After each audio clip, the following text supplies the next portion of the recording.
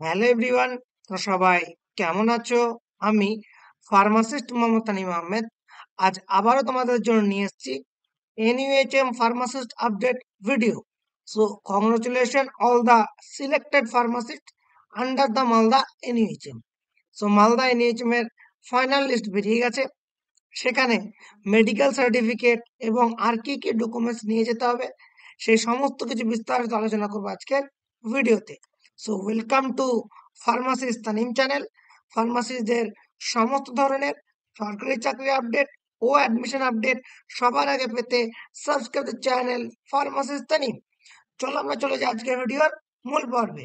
আমরা চলে এসেছি অফিসিয়াল নোটিফিকেশনে, যেটা এসেছে government of West Bengal chief medical officer of health Malda সিএমওজ office থেকে 15/3/2024।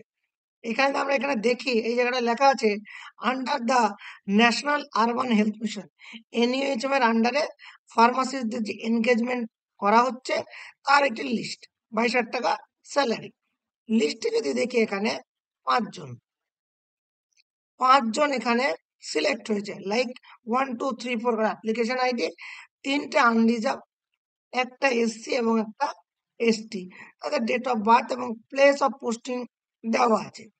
এবার স্ক্রল করে এই জায়গাটা ইম্পর্টেন্ট, যে এখানে বলছে candidate should join within the 10 days from the date of issue of the order. মানে 15/3/2024 ইস্যু হয়েছে, 25/3/2024 মধ্যে জয়েন করতে হবে, 10 দিনের মধ্যে।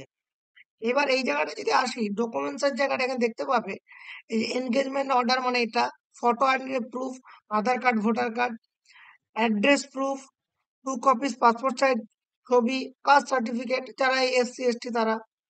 তারপরে এখানে যদি দেখি মেডিকেল ফিটনেস সার্টিফিকেট এখানে এনক্লোজ করা আছে, এই যে এইটাকে প্রিন্ট আউট নিয়ে কোনো রেজিস্টার মেডিকেল প্র্যাকটিশনার বা কোথাও থেকে করিয়ে নিয়ে তোমাকে জয়েন করতে যেতে হবে।